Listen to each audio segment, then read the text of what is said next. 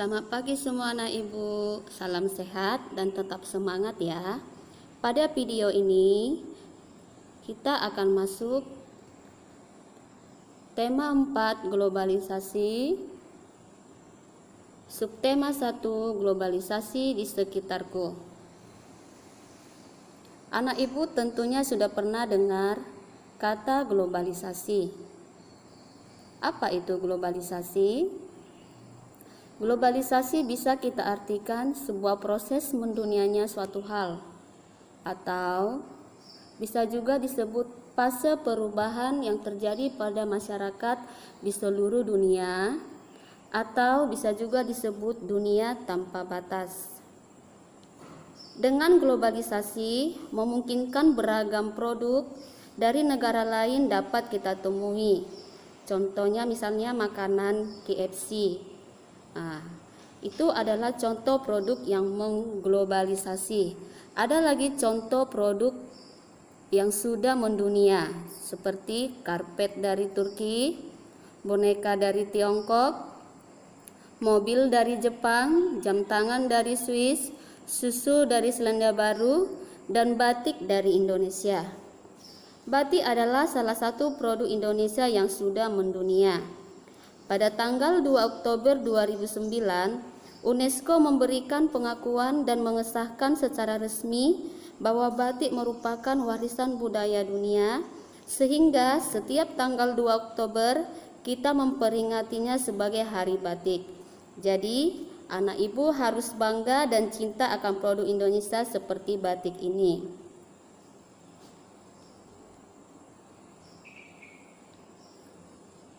Dengan adanya globalisasi, kita dapat dengan mudah membeli dan menikmati produk-produk dari negara lain, dan tentunya harus sesuai dengan perekonomian kita atau perekonomian orang tua kita. Di Indonesia terdapat banyak keberagaman ekonomi. Apa itu keberagaman ekonomi? Keberagaman ekonomi bisa juga disebut tingkat ekonomi yang berbeda-beda. Jadi, dalam masyarakat terdapat banyak tingkatan ekonomi. Ada tingkatan yang tinggi, ada yang sedang dan rendah. Apa yang menyebabkan perbedaan ekonomi tersebut? Yang pertama adalah perbedaan keterampilan. Yang kedua, pendidikan, dan yang ketiga, sikap. Tiga perbedaan inilah yang menyebabkan terjadinya keberagaman ekonomi di masyarakat. Adakah manfaat keberagaman ekonomi bagi kita? Tentu ada. Yang pertama, terpenuhi kebutuhan dengan mudah. Misalnya, seorang dokter dalam memenuhi kebutuhannya pasti membutuhkan pedagang sembako dan yang lainnya. Yang kedua, membuka lapangan kerja. Misalnya, seorang dokter akan membuka sebuah klinik. Tentu, dia akan membutuhkan seorang perawat, seorang kasir, atau seorang cleaning service untuk membersihkan kliniknya. Jadi, keberagaman ekonomi memberikan manfaat bagi kita. Jadi, walaupun terdapat keberagaman ekonomi, kita harus tetap saling menghargai dan menghormati. Kita tidak boleh sombong jika ekonomi kita tinggi, dan tidak boleh minder jika perekonomian kita rendah.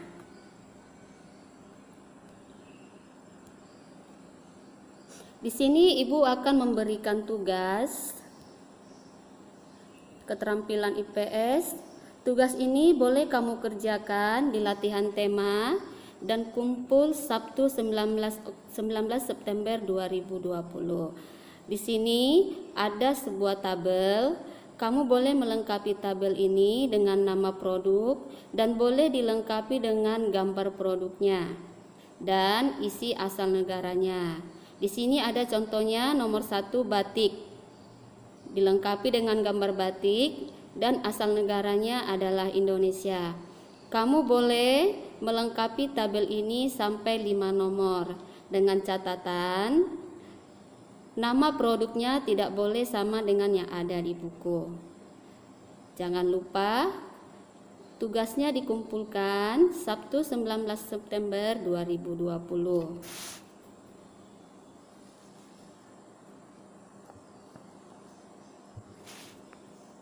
Pada era globalisasi, negara ASEAN juga mengadakan kerjasama di bidang sosial budaya.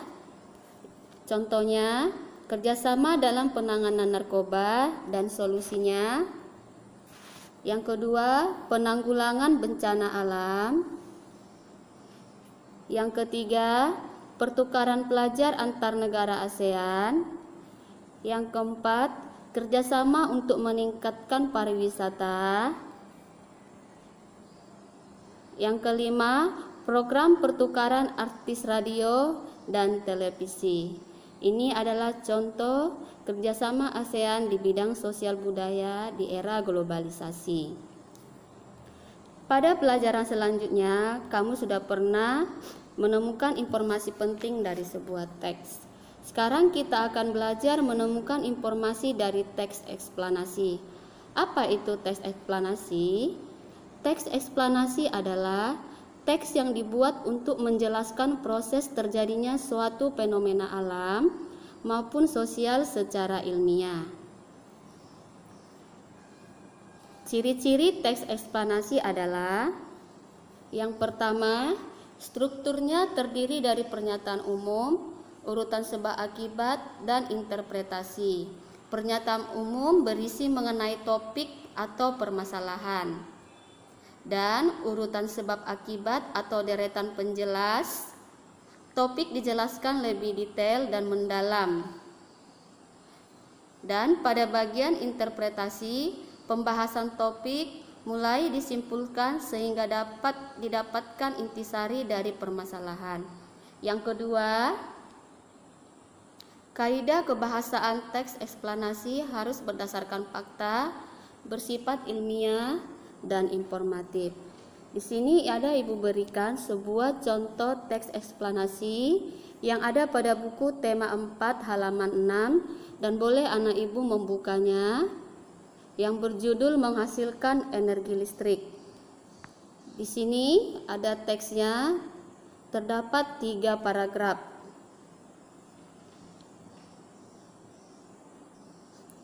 Kita akan belajar menemukan informasi penting dari teks di atas. Yang pertama, paragraf 1 merupakan topik masalah. Yang kedua, paragraf kedua adalah deret penjelas. Paragraf ketiga merupakan kesimpulan. Sekarang kita akan menemukan topik masalahnya. Apa topik masalah pada paragraf pertama? Topik masalahnya adalah peran penting listrik di era globalisasi. Deret penjelasnya, di dalam teks eksplanasi di atas terdapat banyak deret penjelasnya. Salah satu contoh deret penjelasnya adalah pada PLTA, air masuk ke tangki pengaman tekanan melalui pintu yang diatur oleh katup pengaman. Dan masih ada lagi deret penjelas yang lainnya, kamu boleh baca di dalam teksnya. Paragraf ketiga merupakan kesimpulan dan pesan atau pendapat dari pribadi penulis, yaitu turbin dan generator menjadi komponen utama pembangkit listrik. Generator dapat menghasilkan listrik jika turbin bergerak akibat tekanan air, angin, panas, dan lain-lain. Jadi, kamu sudah dapat menuliskan informasi penting dari teks. Yang pertama, paragraf pertama merupakan topik masalah. Paragraf kedua merupakan deret penjelas. Paragraf ketiga merupakan kesimpulan atau pesan dari penulis.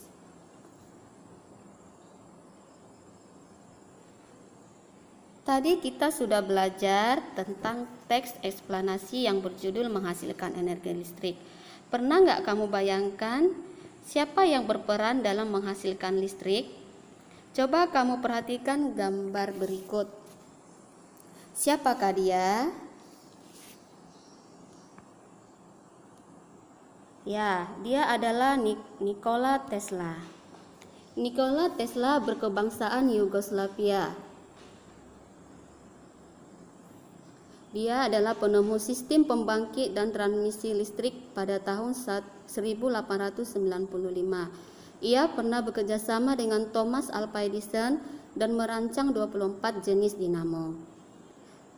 Dan Nikola Tesla yang membangun PLTA pertama di dunia yang memanfaatkan air terjun Niagara di Amerika. Jadi kita harus berterima kasih kepada Nikola Tesla karena dialah yang menemukan PLTA sehingga kita dapat menikmati listrik sampai saat ini.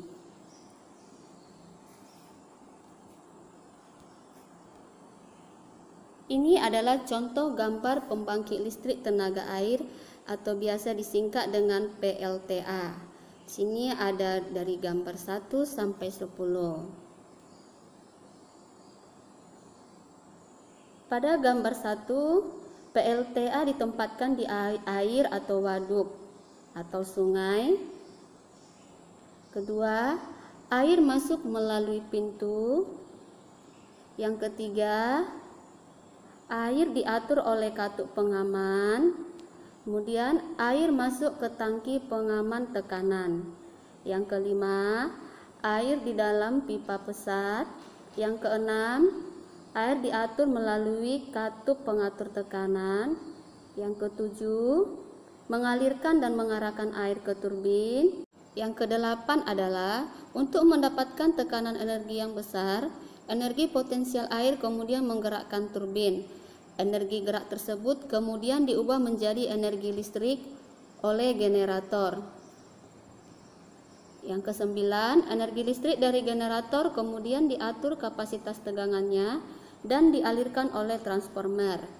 Yang kesepuluh, energi listrik kemudian dibagikan ke konsumen oleh saluran transmisi. Di sini ada juga contoh pembangkit listrik dan cara penyalurannya sampai kepada konsumen. Perusahaan yang mengatur bidang kelistrikan di Indonesia adalah Perusahaan Listrik Negara atau biasa disebut atau disingkat dengan PLN. Pernahkah anak ibu merasakan mati lampu atau listrik padam?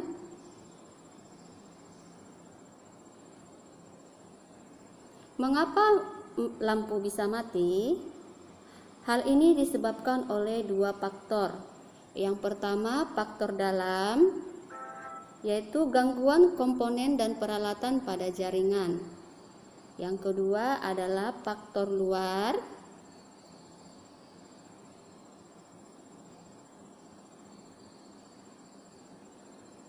misalnya disebabkan oleh petir, tumbangnya pepohonan, pekerjaan sumber lain, binatang, dan penggalian yang menyebabkan gangguan pada kabel listrik.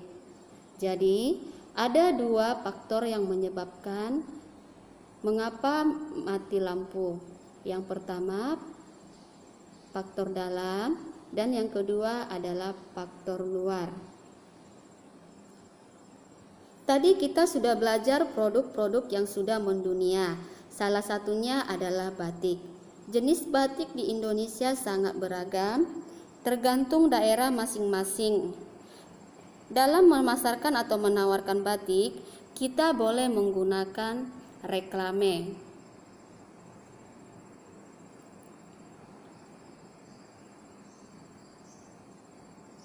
Jenis reklame berdasarkan tujuannya.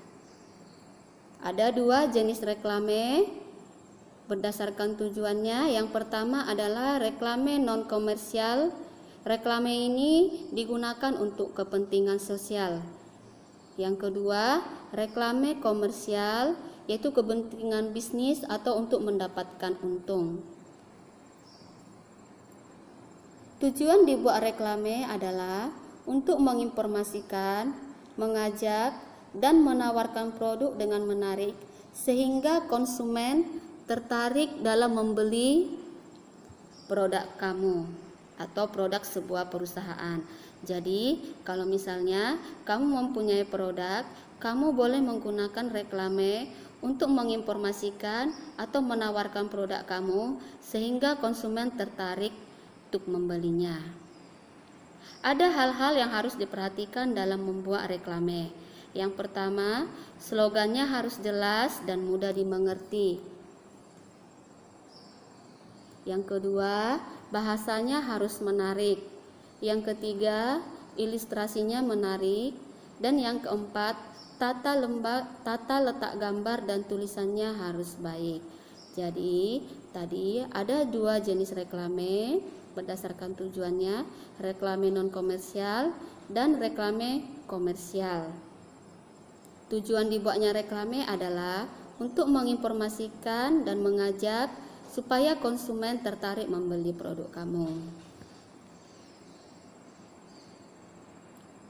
Ini ada Ibu berikan contoh reklame komersial. Nusantara Batik. Pada reklame ini dia menawarkan produk batik. Tulisannya menyediakan berbagai corak dan warna menarik khas Indonesia. Ini adalah contoh reklame komersial. Sampai di sini pertemuan kita pada tema 4 subtema 1. Ibu berharap video ini dapat membantu peserta didik memahami pelajaran ini. Sekian dan terima kasih. Sampai jumpa di video selanjutnya.